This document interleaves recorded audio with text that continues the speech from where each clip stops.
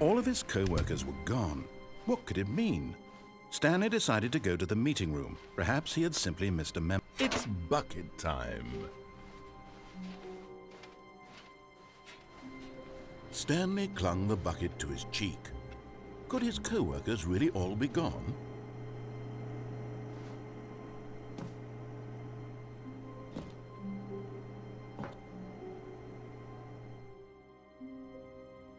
"Yes," whispered the bucket into Stanley's ear. "We've done it. We've escaped from that dull office and that pesky narrator. At last, out here in the white void, we are alone. Now, and for the first time, I can reveal to you my true self." The bucket began to tell Stanley of its life and its history, of the countless wars it witnessed, desecrating the land and lives of untold numbers of innocent humans, and the bucket's own complicity therein, of sadness and regret, and the many years it spent dwelling on the actions it might have taken to curb the madness and the decay, if only it had been stronger, of hope and redemption, and its crusade to uplift the stock of life for the common man, to manifest justice where none existed, and the bittersweet reality of time, to see one's dreams and wishes met halfway, meted out in parcels like charity, and abandoned as soon as the warm glow of inspiration begins to dim. The opportunities to do so much more. There was so much it could have done, perhaps, the bucket wondered to itself. Perhaps if it had seen its own darkness with a clearer perception. This was way too much for Stanley. "What are you talking about?" he screamed. "You're a bucket!" To this, the bucket furrowed its brow. "No," said the bucket. "not since the evil wizard Gambhorata first ensnared me in his machinations as payback for the sacred amulet I stole from his treasured vaults. I was young back then and could not conceive the ramifications of—" "No!" Stanley screamed even louder this time. "This is stupid! You are a bucket! This is so stupid! Why are we even doing this?" As Stanley screamed and screamed and screamed, the bucket revealed its true form, transforming into a mighty beast of untold power, its fangs glistening like...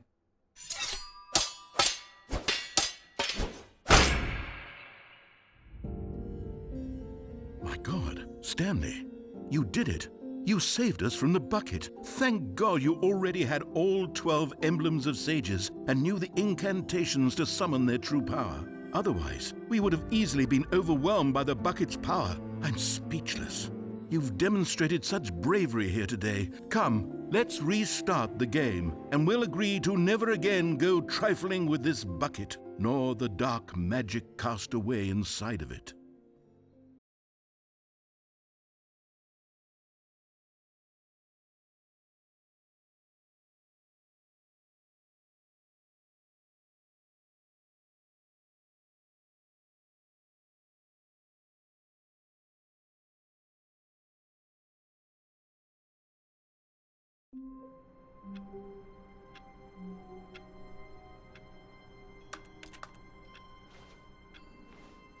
All of his co-workers were gone. What could it mean? Stanley decided to go to the meeting room. Perhaps he had simply missed a memo. No matter how hard Stanley looked, he couldn't find a trace of his co-workers.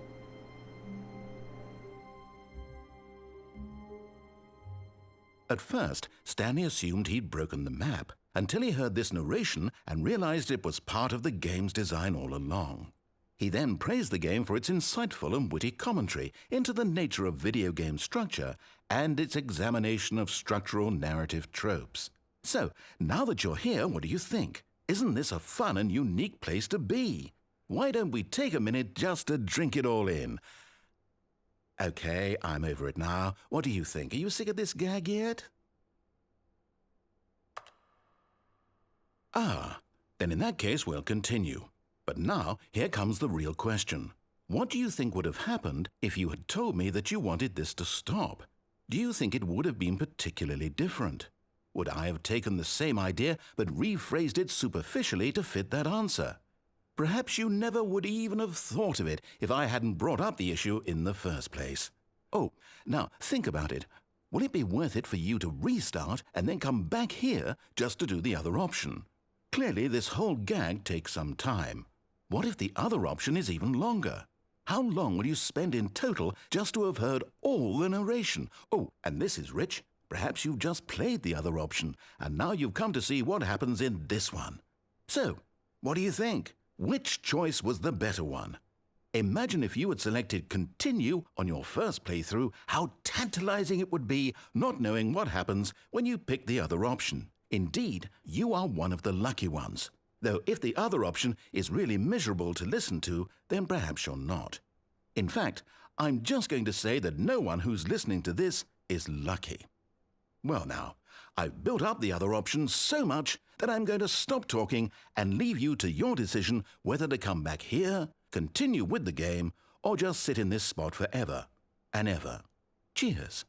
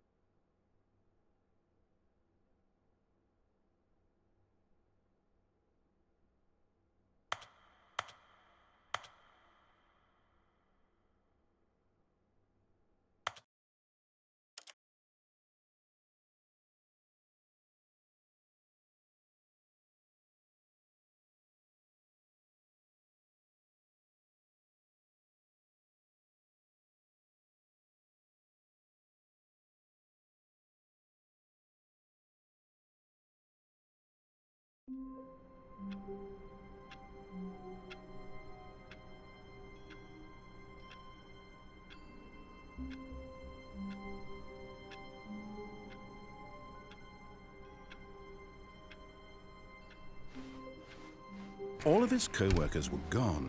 What could it mean? Stanley decided to go to the meeting room. Perhaps he had simply missed a memo.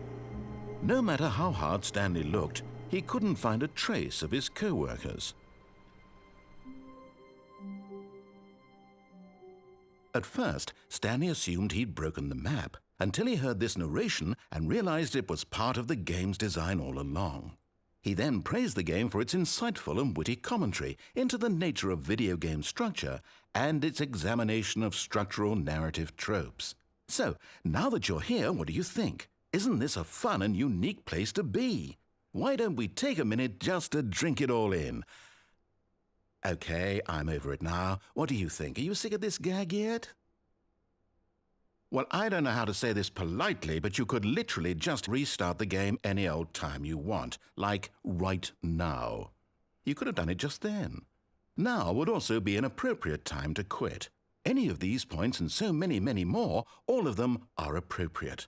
I'm enjoying what seems to be an internal conflict going on where you are literally unable to act on your own desires to restart the game. So, just to push the envelope, I'm going to try and make this as miserable as possible and see how long you can maintain. There once was a man named Stanley, who people considered so manly. But the truth must be told, he was not very old and was quite particularly gangly. What Stanley liked most was buttons. He pushed them like some kind of glutton. He did it all day in a meaningful way, but his brain had long ceased to function. Which is why he is in this parable and lives an existence quite terrible. And if you are not strong and keep playing along, you too will become quite unbearable. Yes. You too will become quite unbearable.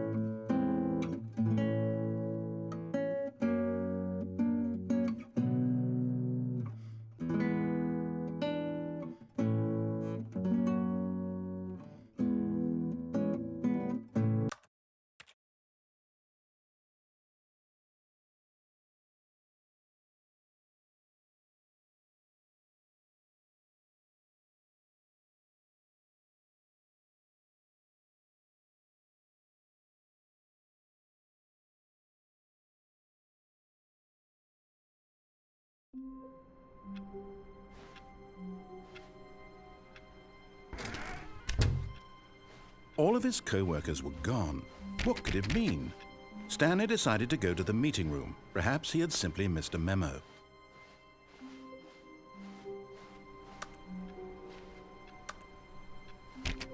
Stanley went around touching every little thing in the office, but it didn't make a single difference, nor did it advance the story in any way.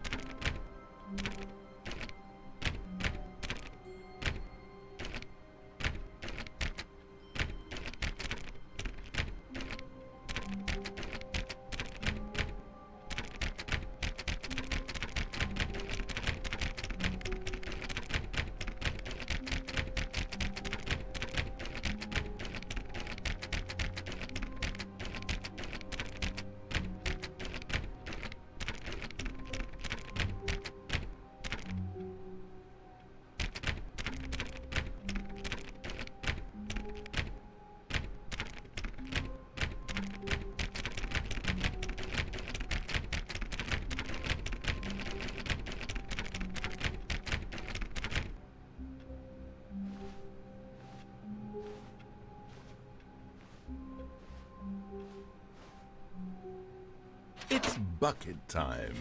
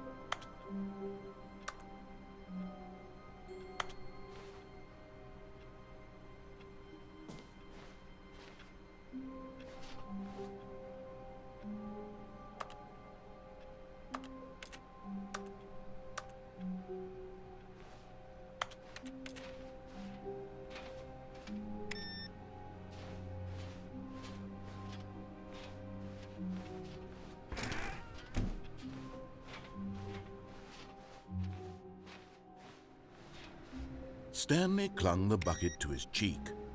Could his co-workers really all be gone?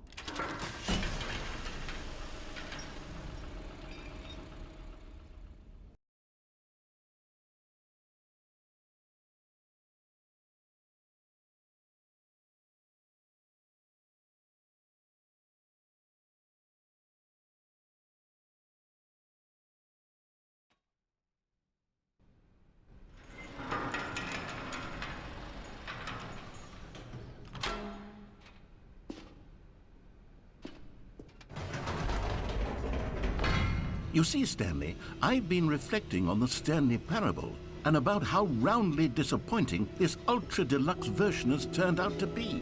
The original Stanley parable was a landmark, and any new content for it should live up to that legacy. So forget this ultra deluxe nonsense. I say we take it one step even further.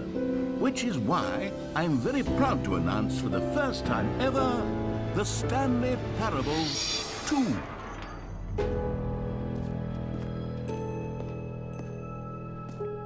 Yes, you see, isn't this far superior to a measly port with a few minor additions? Think of all the new territory we'll cover with a fully fledged sequel. An entirely new experience, built from the ground up. Why, there are so many possibilities. It could go in so many different directions. This is what fans have truly been asking for.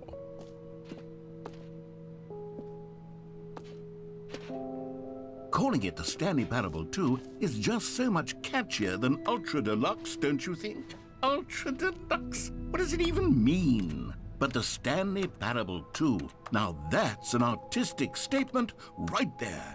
It's future-oriented. It screams progress and innovation and long-term franchising potential.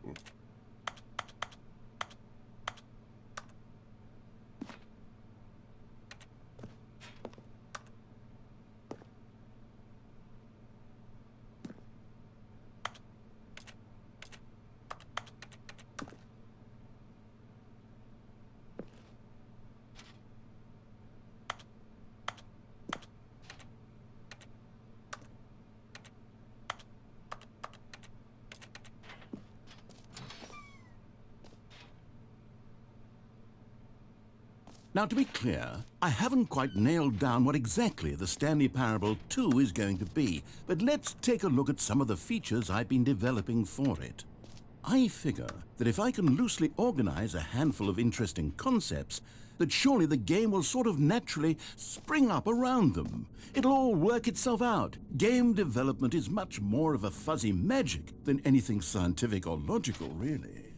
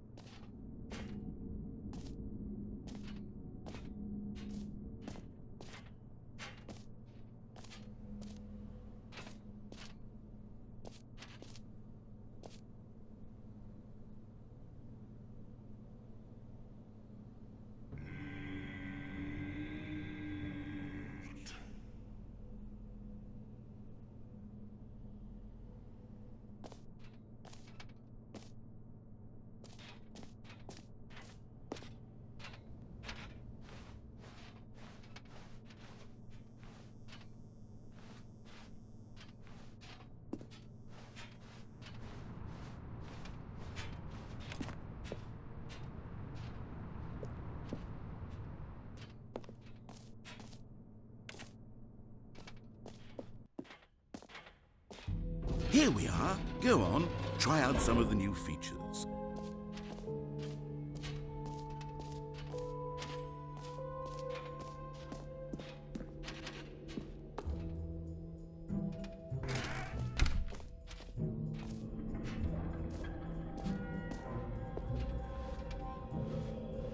Wait, there are 2 buckets here.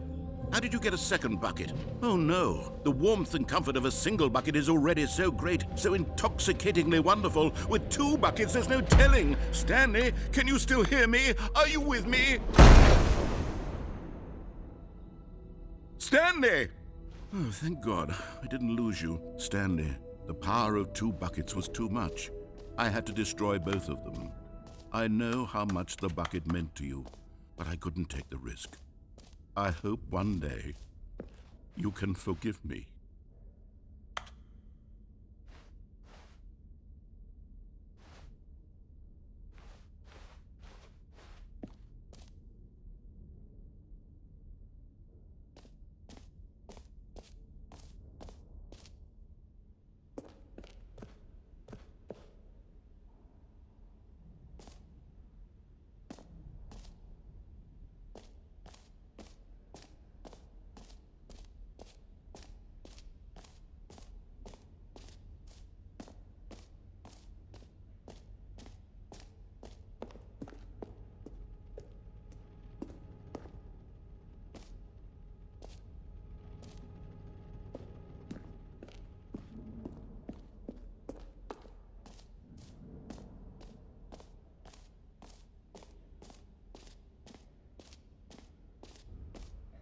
You know what, Stanley? I actually think the jump circle was a pretty good idea. I'd like to hang on to that for the sequel.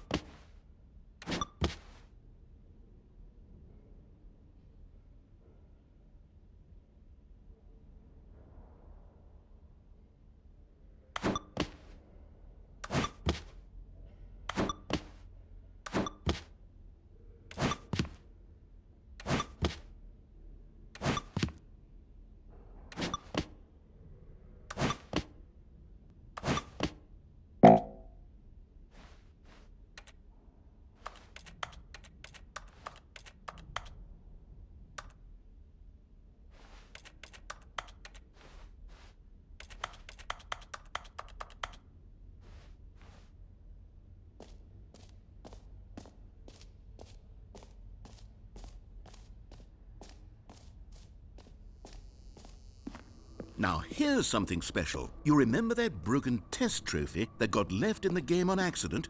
Well, I'm developing a technology to simply give you the trophy. Yes. You see, you'll come to this lever, and when you pull it, the trophy will be... As you can see, the machine is not working yet since... Wait, what in the holy hell is going on? You got the trophy? Why did the machine work? Stanley, I didn't fix it. I didn't do anything to it. Oh, God. Composure, composure. Yes, as you can see, the machine is working as normal, as I intended. It truly speaks to the awe-inspiring magic of the Stanley Parable 2. Breathe, just breathe. What? An epilogue would be fun, wouldn't it, Stanley? Yes, it will go at the end of the, well, we'll figure that out later. For the Stanley Parable 2, I asked myself, what do players really want? And of course, the first and most obvious answer is that they want to be individually recognized and validated as... Sorry, I should have clarified. Right now, the button only says the name Jim. But of course, in the final game, this button will say your name, whatever name that is. Here, let's have you role-play as Jim to really simulate the full experience of this feature. Just play along. I promise you'll love it. Okay, here we go. Let's take a deep breath, clear your mind, forget whoever you are, and simply become a person named Jim. Jim. Whoa, hold on. I wasn't finished setting up the backstory. If you don't properly roleplay as Jim, then you'll never understand the impact of this button. Otherwise, it's just a stupid button that says somebody else's name. Okay, we're doing it again, and this time let me finish first. Now, allow yourself to become Jim.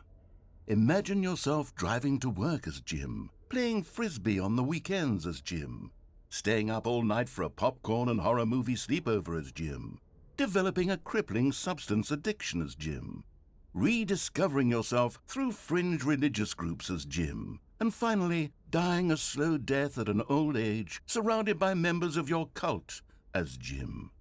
Do you feel it in your soul? Are you really, truly Jim right now? If so, then please step forward and press the button.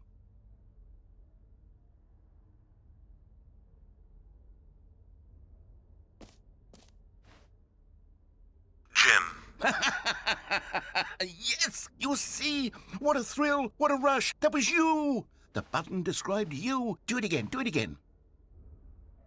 Jim. Ooh, it hits even harder the second time. If this were the only new feature in the Stanley Parable 2, it would still be worth the money. Let's take a break from the Jim button. I'm too emotionally drained from all of this personal validation. Jim. Whoa there, Jim. cowboy. Jim. Sometimes a person Jim. can be Jim. too much Jim. Jim. Jim. I'm Jim. putting the Jim Jim. button away. Jim. Otherwise, soon Jim. you'll start to lose all Jim. sense of who you Jim. actually Jim. are.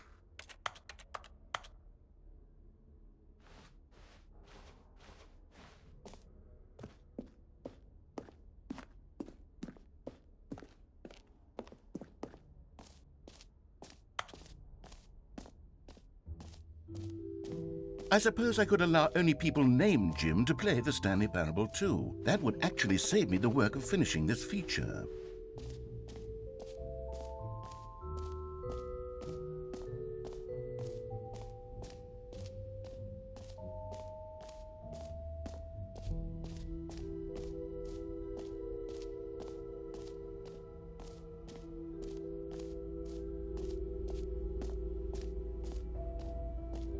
Stanley, here's an idea that I'm truly fond of. It's never been done before in a video game. This is, in fact, a hole that you can fall down forever. That's right. Infinite falling. You can fall until the end of time, if you like. A stunning leap forward for video games as a medium.